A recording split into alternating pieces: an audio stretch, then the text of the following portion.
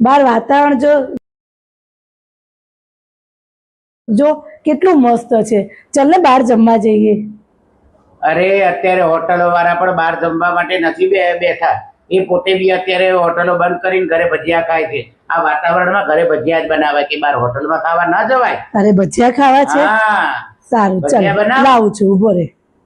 A few moments later. ચલો બ્રિજેશ ભજીયા ખાવા.